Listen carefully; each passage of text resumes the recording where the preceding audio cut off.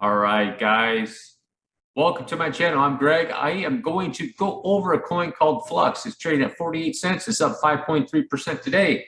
Altcoin pump day. Altcoin pump day. Everybody's probably got smiles on their faces because pretty good pumps today. Pretty good pumps today. I going over this coin. This is found out about it from a follower, checking into it, see how it is. It's actually something you probably might want to pay attention to here. You could probably, this right here, I'd pay attention to this circulating supply as a long-term hold. But remember, on my channels, oh, and by the way, drop a like, hit that subscribe button, help a brother out. That'd be greatly appreciated. Also, this supply thing, that doesn't mean it can't pump, okay? It's just a look at that a long-term deal, you know? This channel, my channel, does not recommend holding cryptocurrencies long term. They correct 90+%. Okay. All right. You can disagree with me on that. And you could say, oh, you got to pay taxes. Well, 60% of something is better 0% than nothing, right? Okay. So that's how I see that. So the trading pairs, I was looking at the trading pairs. This is pretty cool right here. It's been around for a while. I think 2017 or 2018 is when it came out. You know, it's on KuCoin, Binance, Crypto.com, all these exchanges. So that's really good. So you know what that means? That means the third waivers will come in and pick it up when it starts pumping. Okay. So what do I mean by a third waiver? I'll show you guys. All my followers know about third waiver. So you got 1, 2, 3, 4, 5. Okay, this is your wave. These are behavior waves. These are behavior waves. That's how they work, guys. I'll show you right here. This is not very technical. This is just the psychology of the market. So let's say, for example, you got Flux, right? Flux is going to start moving out right here. Boom, it goes up on a wave. This is the wave that nobody believes it. They don't believe it, and it does a correction, and they say, "I told you so." And then down here is where you want to pick it up. Okay, because then it'll just turn around right here, boom, go into this third wave. And right here, this area right here, that's where all the third waivers, all the people that aren't paying attention right here, this is they come in right here. They start piling in. They start going, oh, I don't want to miss out. I want to miss out. Boom, and it goes all the way up. That's how those third waves are created. That's where they come from. And it has a long drawn out fourth wave correction. It goes into a fifth wave like that, okay? And then here, to here, you'll see bearish divergence, and that's when you exit out. Okay, these people get in late.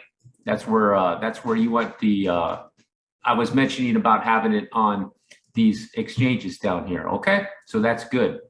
That's good for that coin. And just looking at the web, it's in the Web3. Web3. So this is good too. I like Web3. You probably heard about the fourth industrial revolution where Web3 could be a part of that. So like regular, average, everyday people, man, they think of cryptocurrency, they just think of it as a coin. I used to think like that too. I had no idea what was going on.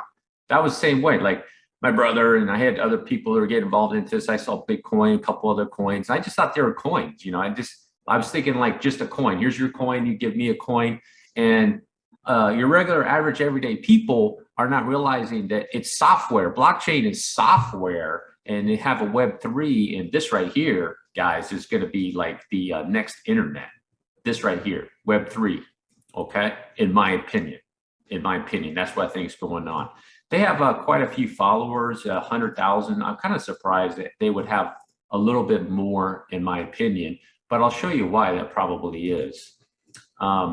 Probably because of all this right here, and then maybe this over here. It had a real struggle starting in August of 18 and just had to correct down, and then it finally went bullish, okay? Starting November of 20, it finally went bullish. And here's the move that I think Flux is going to be making. I checked the fibs. So you have a impulse move back down, impulse move here, and it's correcting that move, okay? So if you check the fibs from this move, okay, this is the move more likely it's going to be making, like from here down to there, up to there, down to here, and then probably might do a blast off up there, okay? Now I'm going to show you, explain that. This length of this leg compared to that leg is it's not hitting Fibonacci levels. So what I mean is if you take a fib and you retrace that leg and go to the correction, It's only up here. It didn't even hit 1.38. So more than likely, in my opinion, it's doing more of a diagonal type move. Okay, something like that. Come down, correct it, and do it. The other reason too, I say that is how close it's coming to the price territory of this other wave. Okay, very, very close into this area right here. And I have a line, this black line right there, guys. You see that black line? That's the top of that wave. And it does look like it just barely missed it. Now, this would be a leading diagonal. And these actually, in my opinion, these are really good moves, especially when there's a struggle, even maybe with Bitcoin, because sometimes within these diagonals, they can really rock it, boom, boom, boom, rock it up like that, really, really quick, consolidate, and just boom. As you can see, it, come up, come down, and then boom, boom, like that. That's what they like to do in these diagonal moves. Okay, even when there even can be kind of like a struggle a little bit within the market, and they can still pull those off. And now going over the diagonal, I want to show you something. Leading diagonal. People were asking me about the leading diagonal. It says right here, within the leading diagonal, at least two waves must be zigzags. Okay, waves 1, 3, and 5 can be impulses or zigzags. All right. Now here's a rule that I don't follow, or it's not a rule, it's a guideline. I should say a guideline. It says wave 4 must overlap within wave 1. But do you see the note here? Please note, opinions differ over this rule. There are some Elliott wave researchers who believe the ending and leading diagonals can be valid without wave 4 needing to move into territory of wave 1, although they still consider this unusual. Okay, so you can see right here, this one with Flux, it hasn't come into the price territory of wave 1. It's very close, very, very close right there. Missed it by just a couple cents. So to me, it's good. It's good. It might swing back down. You got to realize that. So here's the deal right here at this move. Okay, it did a 3-wave swing and it's hit Fibonacci levels real nice. So if I put a fib on this move from here to there, more or less, and check it, you can see it's just right in that 1.618 area for a nice ABC 3-wave swing. So there's a good probability this portion of the correction could be over for Flux. Okay, so the move that it made is right here, guys. It's this move, A, B, and then a C. Okay, a 3-wave swing like this. Boom, boom. Okay. So now what is it going to possibly do next? Could do this, guys. So here would be your 1, your 2, up for your 3, down for your 4, and swing up on a 5. Okay. And a price area I would say could get up to is, maybe these areas 9, a 1-to-1. Basically, I'd go with a 1-to-1. This is what I would do just to kind of get an idea, keeping the wicks out, and let's say corrected right there. Just generally this 1-to-1 right in that area right here, guys. Somewhere in this area right there. Okay, would be reasonable area to be checking it out. So say from $7 to as high as $15. So like this. Okay. And if the markets go bullish, it could easily pull this off. Easily pull that off. Just something like that, guys. Okay. And it might even go out a little bit longer and end up over there. So then your trend, will be more like that or something like that. You're just not going to know until it's complete. Okay. If it comes down more, then this trend will just move like that. Okay. There is a possibility it could come down until those areas, right in this area is where I would be looking for this coin. So for example, let's say I'm just looking at this coin right now. I'm like, let me see. This is the exact area I'd be looking for this coin, right where it is right now, that area. I'd be like, okay, let's see what's going on. So let's take a look at the bullishness, see if there's any bullishness going on with it in this move that I said possibly the correction is over right there. So right now you got higher lows, okay, but you have lower lows, but this isn't done yet. You just have to see how this plays out. This could be a diagonal. This could end up being a diagonal of 1, 2, like this, guys. You're just not going to know until it's all sussed out. Maybe a 3 here, something like that. It could do something like that, some sort of weird diagonal, or it could just be sitting in here for the time being, guys. Just going along right in here for a little while, and then boom, like that. Okay.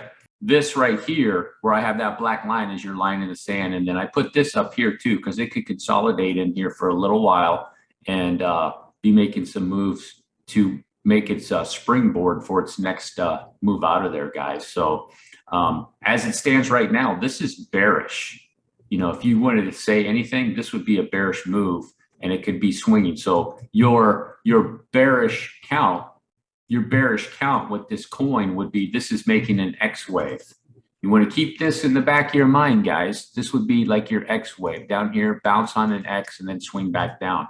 And that would be really devastating for this coin, because then, you know, it would just be making this and it come over here. Okay. And there could be a possibility you can maybe get another type of diagonal three-wave swing out of that, and it'd be making even more explosive move and a run that day. So all's not lost if it does do that move, but there is a probability within here. You know, I would just be paying attention to it, because I went over a couple of the videos where the DXY is peaking. The Fed's going to have the meeting coming out to raise interest rates, and maybe it might trend down here a little bit and come back down to these areas and touch that. So, you know, it's at a moment of truth for this coin right now. Like, if you take a look at the weekly on the RSI, the only issue that I have, I didn't take that out. Okay, usually with these moves like this, so you have a move like this, right? So it can do a 1, 2, 3, 4, and then boom, right? So you see that fourth wave. This fourth wave is, you want it to come down on this trend. So you have a trend right here, and it hasn't broken anything. It hasn't given you any idea that, oh, it's bullish yet. It's not. Okay, you can't say that it is, but here's the deal. You usually want that to take it out. Okay, on this weekly chart, take it out, so it might have some more downside. It could come down in that price territory wave one, guys. It can't do that. Once it's down in that area, it's setting itself up to make a move like this. Okay, the reason why is it's down here, right? And it could come up like this, boom, and then you'll have what your bearish divergence, and that will be up there telling you to exit out of that coin. All right, guys, you made it all the way into my video. Do appreciate you. Drop a like, hit the subscribe. Peace.